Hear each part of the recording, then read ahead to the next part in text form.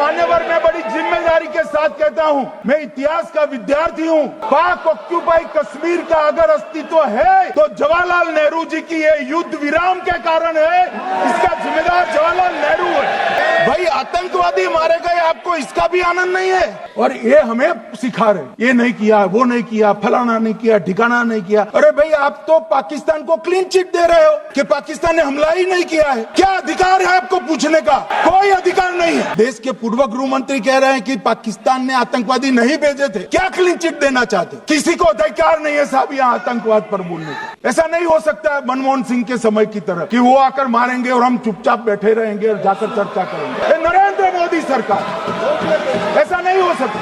उरी में हमला हुआ, हमने सर्जिकल स्ट्राइक किया। पहलगाम में हमला हुआ, एयर स्ट्राइक करा। और अरे पुलवामा में हुआ, एयर स्ट्राइक करा। और पहलगाम में हमला किया 100 किलोमीटर अंदर जाकर 9 अड्डों और 100 से ज्यादा आतंकवादी को समाप्त। कल इस देश के पूर्व गृह मंत्री चिदम्बरम जी ने सवाल उठाया कि क्या प्रूफ है कि ये आतंकवादी पाकिस्तान से आए, और मान्यवर कब उठाया? जब संसद में चर्चा होने वाली। क्या कहना चाहते हैं चिदम्बरम साहब? किसको बचाना चाहते हैं? पाकिस्तान को बचाकर आपको क्या मिलेगा? मैं आज चिदम्बरम साहब को कहना चाहता हूं, मैं आज चिदम्बरम साहब को आपके माध्यम से कहना चाहता हूं, हमारे पास प्रूफ है, वो भी मैं सदन के सामने रखना चाहता हूं कि तीनों पाकिस्तानी थे। 3 में से 2 के पाकिस्तान के वोटर नंबर भी आज हमारे पास उपलब्ध है। मान्यवर, ये राइफलें हैं, ये राइफलें भी हमारे पास उपलब्ध है। इनके पास से जो चॉकलेटें मिली हैं, वो चॉकलेटें ढोक में से मिली, वो भी पाकिस्तान की बनाई हुई चॉकलेट है। मान्यवर, ये कहते हैं कि पाकिस्तानी नहीं थे।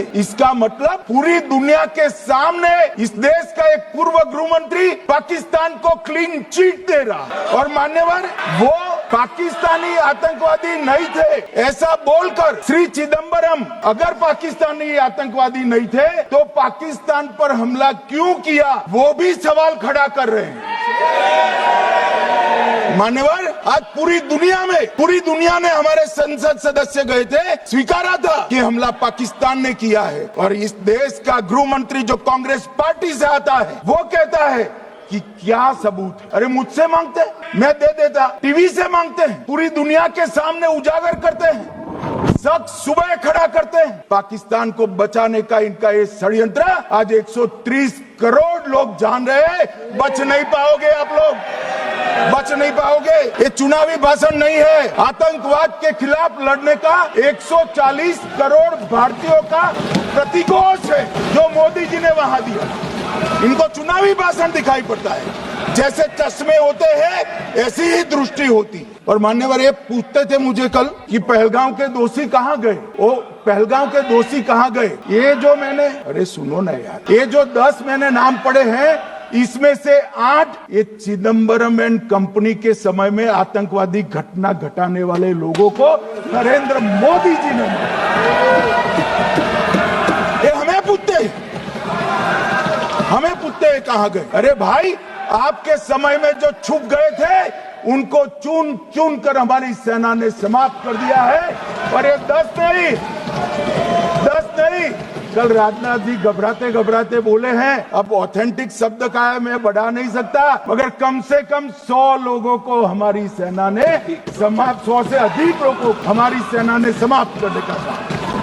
मान्यवर, और इस पर भी गर्व नहीं कर सकते आप? इस पर भी गर्व नहीं कर सकते? मान्यवर, मैं तो अपेक्षा करता था कि जब ये सूचना सुनेंगे पक्ष विपक्ष में खुशी की लहर दौड़ जाएगी, मगर ये स्याही पड़ गई इनके चेहरे।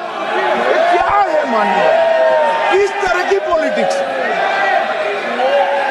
भाई आतंकवादी मारे गए, आपको इसका भी आनंद नहीं है? भाई आप आतंकवादियों का धर्म देखकर दुखी मत होइए। कुल मिलाकर कल जो ऑपरेशन हुआ, इसमें हमारे निर्दोष नागरिकों को मारने वाले तीनों आतंकी मौत के घाट उतार दिए।